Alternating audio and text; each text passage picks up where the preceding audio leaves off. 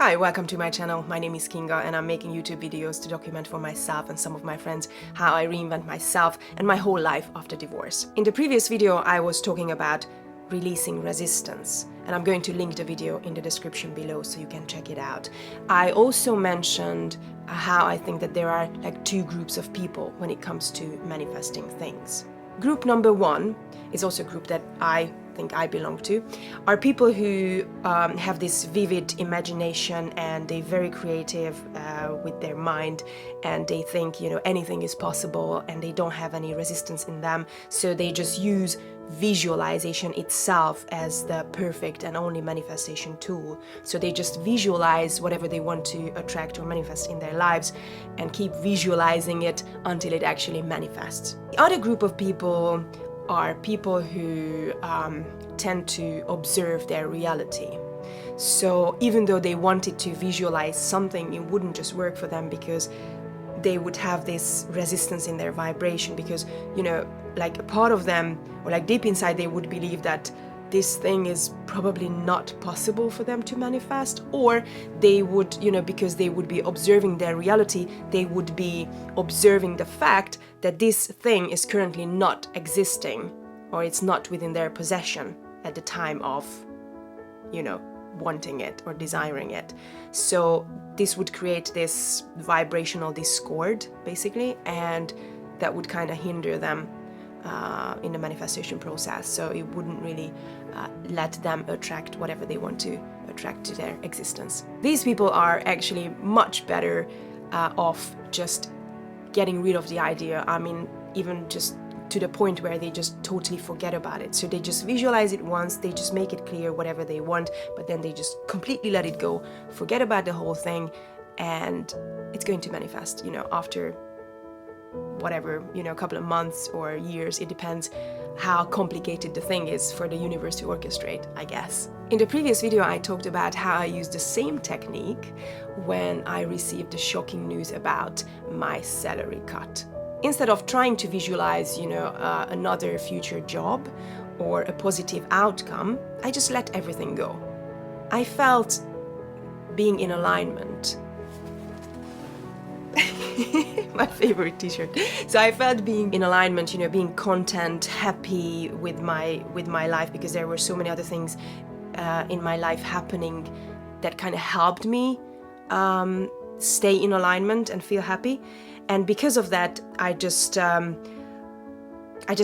feel that I should be worried, or I mean, I could have felt it, but I just couldn't make myself feel worried. And I just felt this calmness and trust in the whole process. And I was like, whatever has to happen will happen, and I will accept it, and everything will unfold perfectly, I believe. And in that calmness and not making any effort and this perfect relaxation and taking zero action, everything just turned out perfectly fine. I got to keep the same job with the same salary. If you want to check out the full story, or you want to hear it in more details, go to the description and click on the link below. In this video, I want to talk about another story where releasing resistance just worked like magic.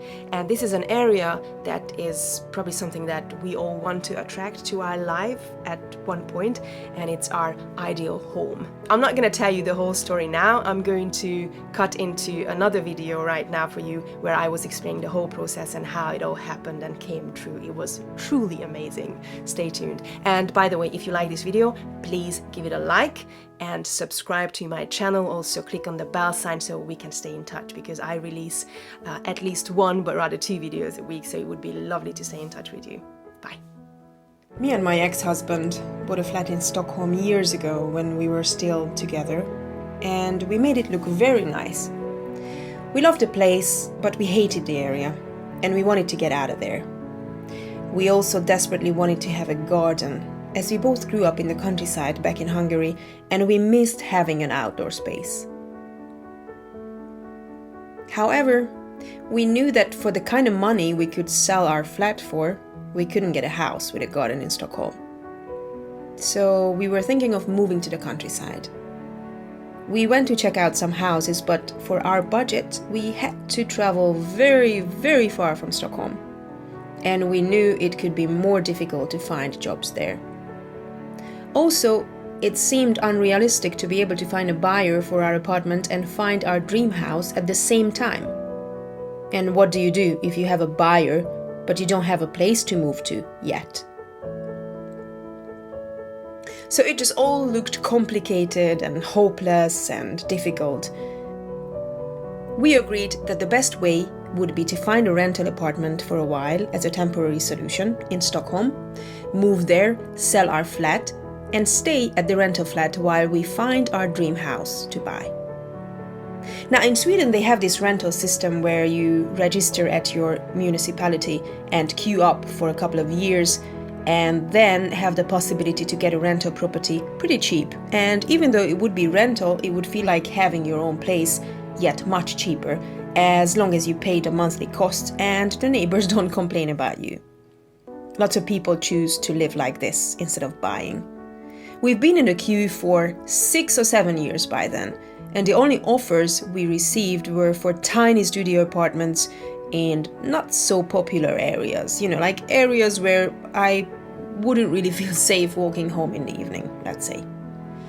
And getting an offer still didn't mean that we would get the place. Normally lots of people get an offer on the same place, and whoever has been in the queue longer and says yes first gets the flat. So an offer itself is not a guarantee for your new flat. We also found out that as long as we own a flat, as we did, we wouldn't qualify to accept any rental offers. It's the rule. This just made everything look complicated and impossible. So we kind of dropped the whole idea. We couldn't logically figure out how to get to where we wanted. Yet I still spent some time visualizing our dream home. Even though I thought it would be unachievable in the near future, I liked daydreaming about it. I saw a house in the forest next to a lake, with big windows, bright spaces, and a garden. I also imagined having elderly Swedish neighbors who we would have a fika with sometimes, and we would all care about each other, help each other with gardening, and we could help them do their shopping. And I really saw us hanging out with these elderly neighbors and enjoying it. This was early 2019 and still winter. I played with the idea a couple of times, but then I just let it go. And this is where the magic happened. In spring 2019, so only a couple of months later, we got contacted by the municipality that there is a very unique residential area, very safe and quiet, full of elderly Swedes, where instead of apartments, they offered houses with gardens to rent, and they had a vacancy. Now this was all surprising news to us. We knew the area, but we would have never thought that they offered rentals there too. We would have never thought that they had properties to rent with garden. We were number 8 in the queue for this particular house, and I went to see it because my husband was working, and only 2 people showed up on the open house, a lady and me. And the lady went in, turned around, made some faces and said no thanks. So I was the last one standing, and of course I said yes to it. I couldn't believe it. I think I cried a lot that day. But there was a catch. You remember? I said if you already own a property, you are not eligible. Well, they saw it in their system, as everything is transparent here in Sweden, that we bought a flat already, so they said we have to prove that we are in the middle of selling it, and we have to sell it within 6 months, otherwise they take it back. So we signed a contract with an estate agent the next day to prove that we started selling our flat. This was not the best time to sell in Sweden, to be honest. The market was struggling, prices were down, and it was hard to get people to come to the open house days. Normally you would get 20 to 30 people a day, but for us, no one came.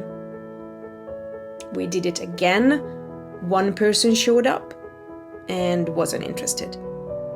Then finally, 5 months later, a potential buyer came. And I swear the final sales contract was signed on the day of our 6 months deadline. Imagine how stressful that 6 months was for us. I visualized a house in the forest with a garden and a lake nearby, and elderly Swedish neighbors who we would hang out with and fika with. Remember? Well, we got the forest, the house, the garden, the elderly Swedish neighbors who we made friends with the first day and who cared about us, helped us settle down, and even our neighbor, the 80-year-old Janne, insisted on helping my husband carry our couch to the house. They also invited us to the crayfish party, which was taking place soon after we moved in. It's a traditional summertime eating and drinking celebration. And that is when it really hit me that, hey, these are exact scenes from my visualization. Oh, and we got the lake too, but not next to our house as I visualized it, but just about 5 minutes bike ride away. We could have never imagined living in such a lovely, beautiful, quiet and safe neighborhood, in a house with a garden, in Stockholm. And on top of all that, it was bigger than our flat, and cheap too compared to Stockholm prices. It was all a fairy tale. My conclusion is, yes, visualization works, even at times when you don't believe that it's possible. The universe can find ways to surprise you and bring in solutions that you could have never thought of.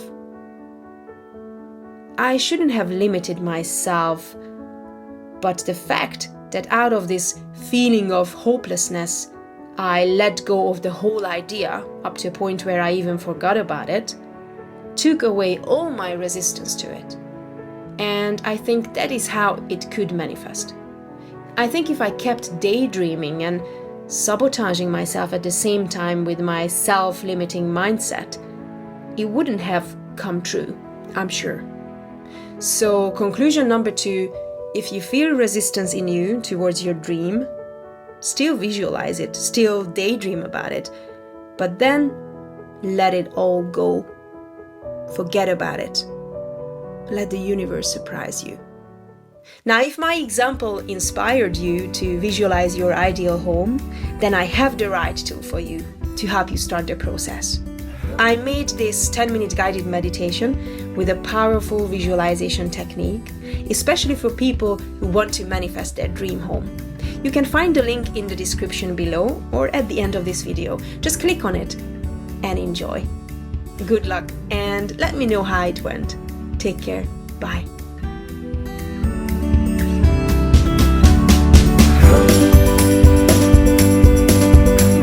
If you want a more intimate content and daily communication, please go and join my Facebook group called Kinga, Kremer and Friends.